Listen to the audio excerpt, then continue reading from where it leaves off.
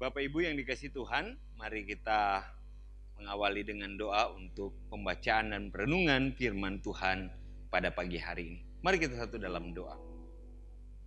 Sungguh kami mengucap syukur ya Tuhan, karena tanpa terasa kami memasuki bulan Desember, di mana kami akan memperingati lagi kedatangan Tuhan Yesus ke dalam dunia. Terima kasih ya Tuhan, di dalam masa-masa seperti ini Tuhan, kami diberikan kesempatan untuk merenungkan kembali bagian dari kedatangan Tuhan. Oleh karena itu Tuhan, berkatilah setiap kami, berkati setiap pikiran kami, berkati setiap hati kami, agar kami benar-benar terfokus untuk membaca dan renungkan bagian kebenaran firman Tuhan ini.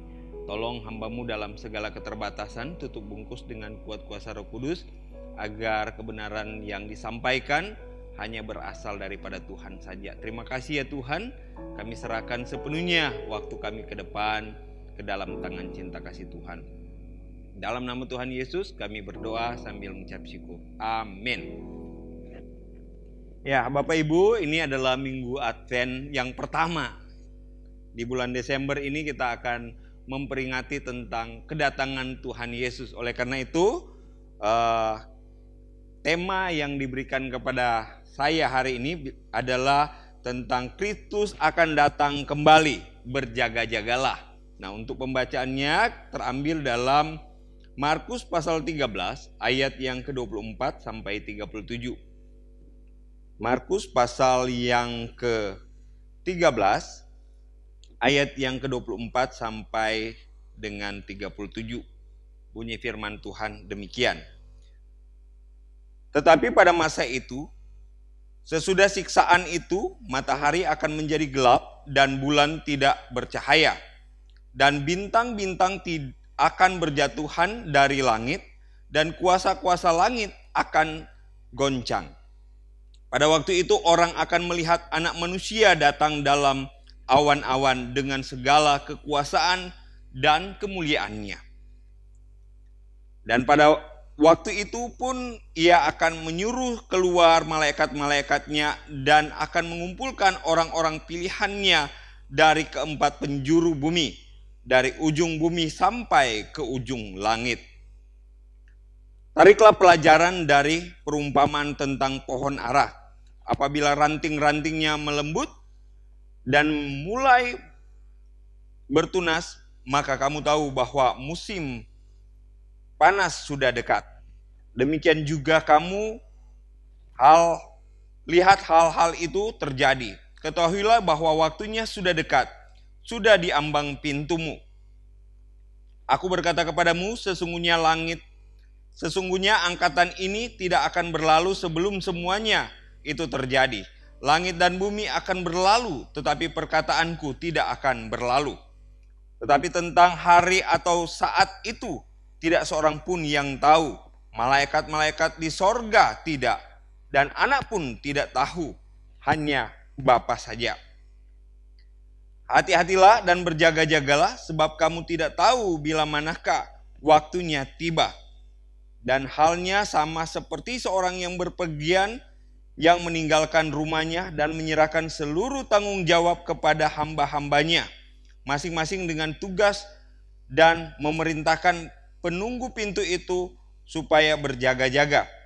Karena itu berjaga-jagalah, sebab kamu tidak tahu bila manakah tuan rumah itu pulang, menjelang malam, atau tengah malam, atau larut malam, atau pagi-pagi buta, supaya kalau ia tiba-tiba datang, jangan kamu didapati sedang tidur. Apa yang kukatakan kepadamu, kukatakan kepada semua orang, berjaga-jagalah. Ya, masuk ke dalam bulan Desember ini seperti pernyataan saya, dan sebelumnya kita memahami adalah bulan ini adalah bulan di mana kita kembali mengingat tentang kedatangan Kristus. Tapi kedatangan Kristus itu ada beberapa bagian. Ada kedatangan yang pertama di mana Yesus lahir sebagai manusia. Kira-kira 2000 tahun yang lalu Yesus datang sebagai manusia dalam posisi dia dilahirkan. Dan ada juga kedatangan yang kedua kalinya, atau mungkin kita kenal dengan kedatangan Kristus kali yang kedua. Nah, pada bagian ini kita akan membahas tentang kedatangan Kristus untuk kedua kalinya. Artinya second coming, di mana Yesus datang di bagian setelah dia naik ke surga. Nah, kalau kita bicara tentang konteks dari kitab Markus pasal 13 ini bicara tentang kedatangan Kristus yang penuh dramatis. Kalau kita lihat ya, kedatangan yang penuh dramatis. Kenapa dikatakan penuh dramatis? Kita lihat di ayat yang ke 26. Ayat yang ke-26 itu katakan begini. Pada waktu itu orang akan melihat Anak Manusia datang dalam awan-awan dengan segala kekuasaan dan kemuliaan. Wow, sungguh luar biasa. Kedatangan Kristus itu sangat dramatis sekali. Kenapa? Di posisi yang semua orang bisa lihat. Di posisi yang cukup luar biasa sehingga kita lihat bahwa kedatangan Kristus ini boleh dikatakan cukup dramatis. Tapi lebih dalam kita akan memahami seperti apa konteks kedatangan Kristus. Setidaknya ada beberapa hal yang harus kita pahami. Yang pertama adalah kedatangan Kristus adalah kedatangan yang dalam kemuliaannya. Artinya bicara tentang kebesaran Tuhan. Bicara tentang bagaimana Tuhan yang luar biasa itu. Yesus adalah Tuhan yang sepenuhnya harus kita sanjung dan kita muliakan. Itu yang pertama. Yang kedua, kedatangan Kristus dalam konteks sebagai Allah. Jadi kita mengenal Yesus itu sebagai manusia, iya 100% manusia. Yesus sebagai manusia, ya kita mengenal Yesus sebagai manusia. Tetapi dalam konteks kedatangan Kristus yang kedua kalinya ini bicara tentang Kristus sebagai Allah. Artinya dia mau menunjukkan siapa dirinya sebenarnya. Di mana dia adalah Allah yang 100% yang memerintah umat-umat ciptaannya itu sendiri. Yang ketiga, kedatangan Kristus dengan menggunakan media. Kalau kita lihat kedatangan Kristus, dia menggunakan media yang disebut dengan awan, ya. Memahami kita pernyataan tentang awan ini, kalau kita lihat dalam teks di bagian ini, Yesus datang dalam awan-awan. Menarik, kenapa? Karena kalau kita bicara tentang eskatologi, bicara tentang akhir zaman, kedatangan Kristus di awan-awan ini punya arti khusus. Kenapa? Kalau bicara tentang awan-awan, kita lihat ya, ada beberapa hal yang dapat kita pahami. Yang pertama, ketika Yesus datang dalam awan-awan adalah untuk menunjukkan tentang kehadiran fisik. Jadi dia bisa dilihat, memang Allah itu adalah roh. Tapi ketika dia datang dalam awan-awan, itu benar-benar akan terlihat seperti apa itu Allah. Sehingga dia menunjukkan tentang keberadaan dia. Itu dapat kita lihat di dalam Keluaran pasal 13 ayat 21, Keluaran 16 ayat 10, ataupun Bilangan pasal 11 ayat 25. Dengan jelas Yesus, Allah itu menunjukkan siapa dirinya terlihat dalam bentuk fisiknya. Dan yang kedua, yaitu untuk menyelubungi kekudusannya. Ingat, Allah itu adalah kudus. Allah yang kudus tidak bisa dekat dengan manusia yang berdosa. Manusia yang berdosa sekecil apapun manusia. Kita ingat, manusia sudah jatuh dalam dosa. Dan ketika manusia sudah jatuh dalam dosa, dalam kehidupan manusia tidak lepas dari pelanggaran dan dosa. Nah, ketika Yesus datang dalam kondisinya sebagai Allah, dia harus menyelubungi. Sama seperti ada dalam Keluaran pasal 33 ayat 20. Ataupun Yesaya pasal 6 ayat 5. Di mana awan adalah media yang Tuhan pergunakan untuk membatasi agar kekudusan Allah tidak menyentuh keberdosaan manusia. Karena ketika kekudusan Allah dan keberdosaan manusia itu bertemu, otomatis manusia pasti tidak kuat. Manusia pasti mati. Dan yang terakhir, kalau bicara tentang awan sebagai media, maka media itu adalah bentuk transportasi Allah. Yaitu terlihat dalam Yesaya pasal 19 ayat 1. Bicara tentang transportasi, kalau kita gunakan transportasi kan pesawat. Ini Allah nggak menggunakan pesawat, tapi Allah menggunakan media ciptaannya, yaitu awan. Ini bicara tentang kedatangan Kristus yang sangat-sangat fenomenal dan bahkan bisa dikatakan ya dalam tanda kutip dramatis sekali. Nah, ketika kita bicara tentang kedatangan Kristus, di sini dikatakan temanya adalah kedatangan Kristus, berjaga-jagalah. Mengapa kita harus berjaga-jaga ketika Yesus akan datang? Mengapa kita harus berjaga-jaga untuk kedatangan Kristus yang kedua kalinya? Setidaknya saya menemukan 3 alasan yang bisa mungkin kita pelajari dan mungkin bisa kita lihat sebagai bagian yang harus kita persiapkan untuk kedatangan Kristus yang kedua kali. Yang pertama, mengapa kita harus berjaga-jaga? Karena yang pertama adalah kedatangan Kristus tidak ada yang tahu. Kedatangan Kristus tidak ada yang tahu. Mari kita lihat di ayat yang ke-32. Tetapi tentang hari atau saat itu tidak seorang pun yang tahu. Malaikat-malaikat di sorga tidak, dan anak pun tidak, hanya Bapa saja. Iya, kedatangan Tuhan kedua kalinya atau kedatangan Kristus kedua kalinya ini adalah kedatangan yang tidak seorang pun yang tahu. Oleh karena itu kita harus berjaga-jaga karena kita tidak tahu kapan Yesus datang kedua kali. Siangkah? Sorekah? Malamkah? Hari inikah? Besok? Lusa? Bulan depan? Tahun depan? Kita tidak tahu. Bahkan dikatakan anak manusia pun tidak tahu. Anak manusia, siapa yang dimaksud dengan anak manusia? Tentu Yesus. Dalam konteks ini dikatakan bahwa Yesus pun tidak tahu. Tapi harus kita pahami, pernyataan Yesus ini, teks ini ditulis adalah kondisinya Yesus belum naik ke sorga. Yesus belum disalibkan, artinya dia masih dengan murid-muridnya. Dalam kapasitas dia bicara saat itu adalah kapasitasnya sebagai manusia yang sejati. Manusia seutuhnya. Dia mau berkata bahwa sebagai manusia dia tidak tahu kapan hari tersebut. Bayangkan, sebagai manusia aja Yesus tidak tahu. Tetapi banyak orang yang menyelewengkan bagian-bagian ini. Banyak bahkan hamba-hamba Tuhan yang mengajarkan hal yang keliru terhadap bagian ini. Bahwa kedatangan Kristus untuk yang kedua kalinya itu mereka bisa mengetahui kapan waktunya. Sehingga banyak hamba-hamba Tuhan pun mencari bagaimana misteri tentang kedatangan yang kedua kali ini harus ditemukan jawabannya. Sehingga banyak orang yang terjerumus untuk menemukan tanggal, bulan, waktu kedatangan Tuhan. Berapa banyak orang-orang percaya disesatkan oleh ajaran-ajaran ini. Berapa banyak jemaat yang akhirnya diselewengkan oleh ajaran-ajaran seperti ini. Karena ada yang begitu ambisius, pingin tahu. Mungkin bahasa kerennya kita sekarang ya. Banyak juga ternyata hamba Tuhan yang kepo. Ya, kepo terhadap kedatangan Kristus yang kedua kali. Yesus aja sebagai manusia, dia bilang dia nggak tahu. Tapi rasa kepo ini ternyata bukan hanya dimiliki oleh hamba Tuhan.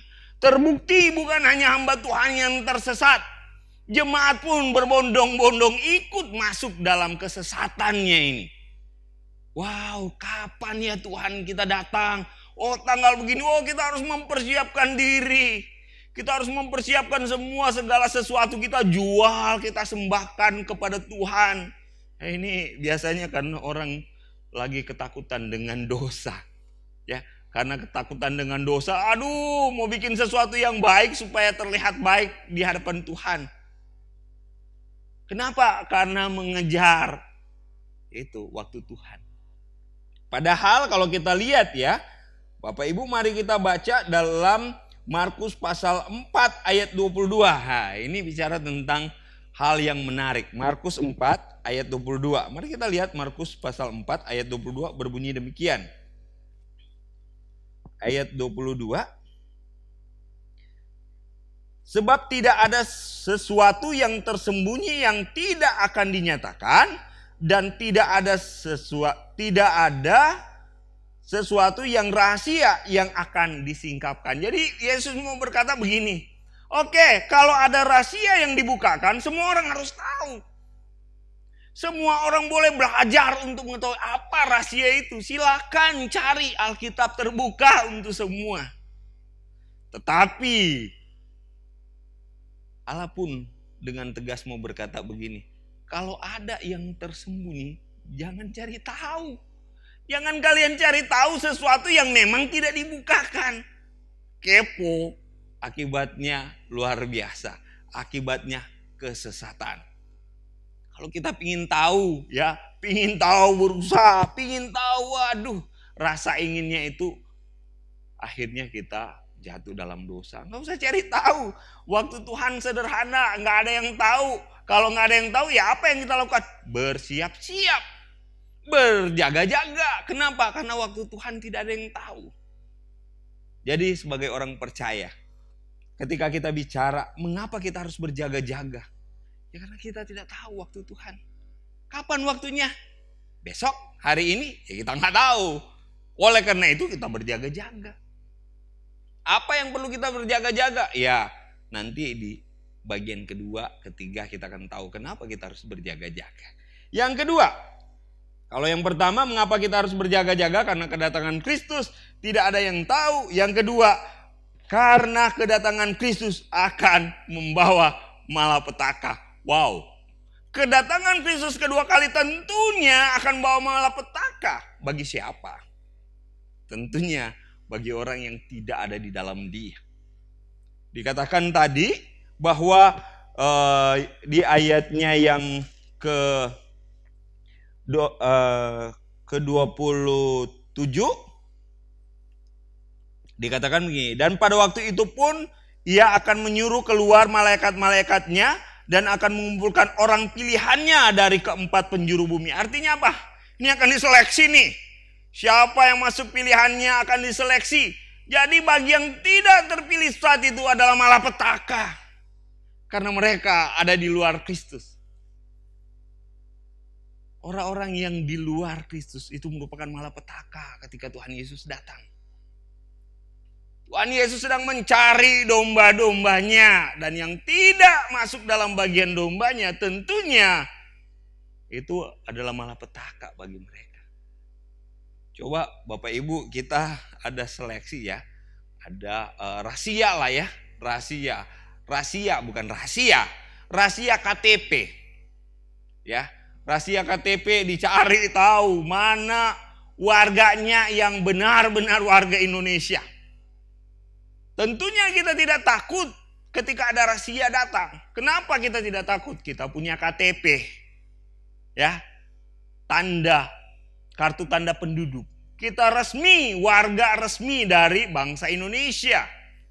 Buktinya ada KTP. Tapi kalau kita tidak memiliki KTP, nggak ada dalam KK, dalam kartu keluarga itu nggak ada masuk dalam silsilah kartu keluarga, artinya kita bukanlah warga Indonesia. Maka bisa jadi ada dua kemungkinan.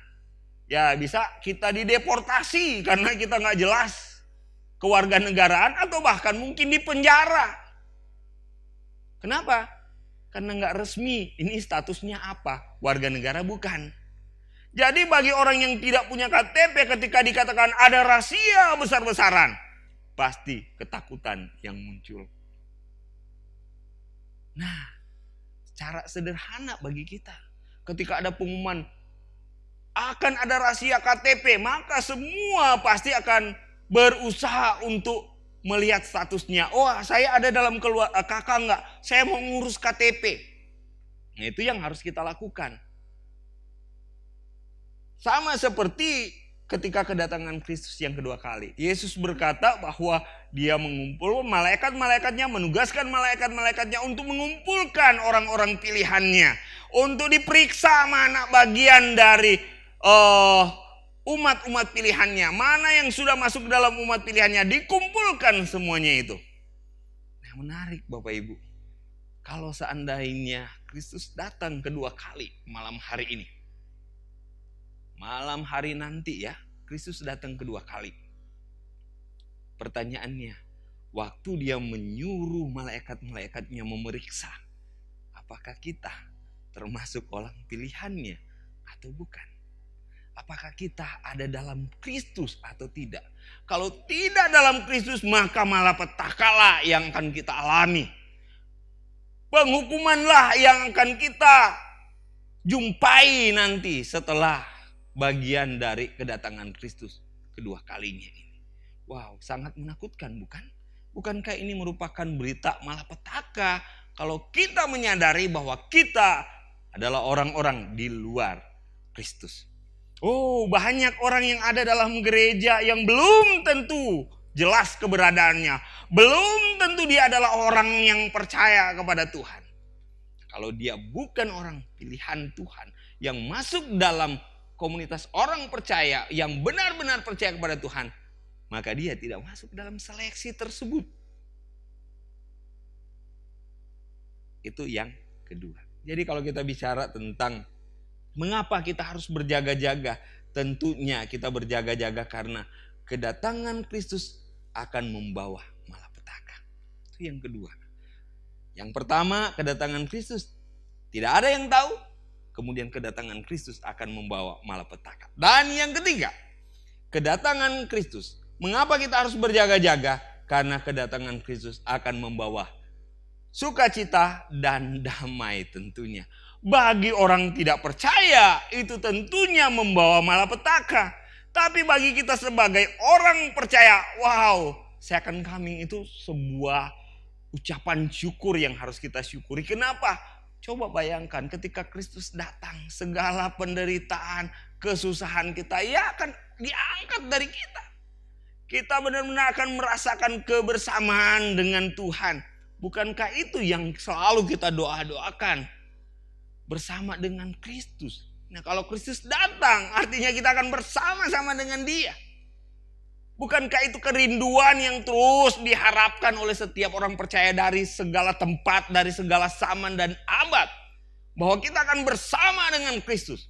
Nah, kalau Kristus datang, bukankah itu sebuah ucapan syukur? Bukankah itu sebuah sukacita yang harus kita tuangkan, luangkan ketika Tuhan Yesus datang untuk kali kedua? Tapi yang menjadi masalah ketika Tuhan Yesus datang untuk yang kali kedua, apa yang akan terjadi? Mari kita lihat di ayatnya yang ayat bagian-bagian terakhir. Ayat ke-34. Dan halnya sama seperti seorang yang berpergian, yang meninggalkan rumahnya dan menyerahkan tanggung jawabnya kepada hamba-hambanya masing-masing dengan tugasnya dan memerintahkan penunggu pintu itu supaya berjaga-jaga. Kita sebagai orang percaya diberikan banyak karunia oleh Allah. Waktu Yesus datang untuk kedua kalinya, Dia akan datang untuk mengecek kepada kita. Sukacita kita menghadapi kedatangan Tuhan. Tapi ada tanggung jawab yang harus kita pertanggungjawabkan di hadapan Tuhan ketika kita berhadapan dengan Kristus. Apa tanggung jawab tersebut? Tanggung jawab itu adalah bicara tentang bagaimana kita menggunakan talenta kita. Bukankah Yesus menggambarkan tentang pemberian talenta itu adalah tanggung jawab yang harusnya kita miliki? Berapa banyak tanggung jawab yang kita miliki yang benar-benar kita optimalkan untuk kemuliaan Tuhan? Satu pendeta besar yang sangat terkenal di Indonesia ini, dia multi talent, kalau boleh dikatakan dia multi talent. Dia seorang arsitektur, dia seorang komponis, dia seorang pemusik besar, dia juga seorang ahli teologi, dia juga seorang pengajar filosofi yang sangat terkenal, melalang buana ke berbagai daerah, berbagai negara, berbagai tempat. Dan yang menarik, dia berkata begini, dia ini punya banyak kelebihan, banyak talenta yang Tuhan berikan, dan setiap talenta dia optimalkan hal tersebut. Karena bagi dia semua talenta-talenta itu adalah talenta yang harusnya dipertanggungjawabkan di hadapan Tuhan. Dengan kata lain, kalaupun Tuhan datang, Tuhan akan bertanya, "Hai hambaku, apakah engkau sudah menggunakan talentamu?" Ya, saya sudah mengoptimalkan 5 talenta yang Tuhan beri. Bagaimana dengan kita? Talenta apa yang kita miliki? Banyak mungkin talenta yang kita miliki, tapi kita tidak bisa optimalkan. Kenapa? Karena banyaknya agenda-agenda kepentingan pribadi yang kita tonjolkan di balik segala talenta yang kita miliki. Ketika kita ada talenta diminta oleh gereja, pengurus gereja, Bapak, Ibu bantu untuk liturgis di gereja. Orang-orang di gereja kita liturgisnya si A, si B, si A, si B, si B, si A. Itu doang. Bantu Bapak atau Ibu mungkin punya talenta untuk menyanyi, untuk memimpin. Oh, saya nggak sempat. Oh, saya malu. Coba bayangkan, padahal Bapak Ibu punya talenta, tapi malu untuk mengembangkan talenta tersebut.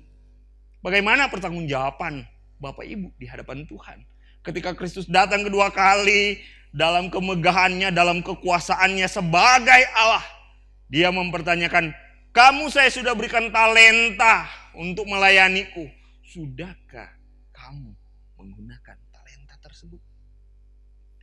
Atau semua talenta itu hanya untuk mengangkat derajat nama kamu, menjadikan diri kamu menyombongkan diri di hadapan jemaat yang lain? Apa bentuk pertanggungjawaban kita di hadapan Tuhan? Memang kita bersyukur Tuhan datang. Kita bersyukur kita bersama-sama dengan Tuhan. Tapi kita juga harus berjaga-jaga, bukan? Mempersiapkan bentuk pertanggungjawaban. Mumpung sampai pada detik ini Tuhan Yesus belum datang, kan? Mumpung belum datang, Bapak Ibu, ya, mari kita menggunakan talenta yang kita miliki. Mau sebagai pemusik kah? Mau sebagai worship leader, singer, ataupun penata layan lainnya. Mengatur jalannya ibadah seperti ini, apalagi di gereja kita saat ini ya. Konteks ibadah saat ini semuanya menggunakan multimedia yang cukup banyak menguras tenaga dan juga keahlian yang dibutuhkan. Anak-anak muda di mana kalian saat ini? Yang punya talenta-talenta untuk dipersembahkan buat gerejamu. Jangan kamu berkata, saya nggak punya waktu. Padahal kamu punya talenta untuk dipersembahkan buat pelayanan di gereja. Jangan sampai waktu Tuhan tanya, hei kamu saya berikan talenta, punya kemampuan di musik. Kamu melayani Tuhan nggak di musik di gereja? Atau kamu punya talenta untuk membantu jalannya ibadah, punya keahlian dalam komputer ataupun punya keahlian dalam mengatur sound system. Di mana kamu saat itu? Tuhan, saya nggak bisa. Kenapa? Sorry Tuhan, saya lagi among us. Karena biasanya orang-orang muda punya keahlian tapi menyalahgunakan keahlian hanya untuk kepentingan sendiri. Jadi kalau kita mau bicara tentang kedatangan Tuhan yang kedua kali, maka mengapa kita harus berjaga-jaga? Karena kita menyadari, Bapak Ibu, waktu kita singkat. Tidak ada yang tahu kapan Tuhan datang. Mari kita sama-sama meningkatkan iman kita dengan melakukan semua hal-hal yang menyenangkan hati Tuhan. Mari kita mengaktifkan semua talenta yang Tuhan berikan kepada kita, yang kita miliki untuk pekerjaan Tuhan. Karena memang bagi orang lain itu musibah kedatangan Kristus untuk kedua kali. Tapi bagi kita sukacita. Tapi ketika kita bicara tentang sukacita, yuk kita periksa, benar gak kita sudah melayani Tuhan dengan maksimal? Benar gak kita sudah mengoptimalkan segala talenta kita? Jadi apa yang bisa kita simpulkan pada pagi hari ini? Kedatangan Kristus yang kedua kali berarti kedatangan yang tidak diketahui, yang merupakan musibah bagi orang tidak percaya. Tapi bagi kita orang yang percaya merupakan berita anugerah terbesar bagi kita. Amin. Mari kita satu dalam doa.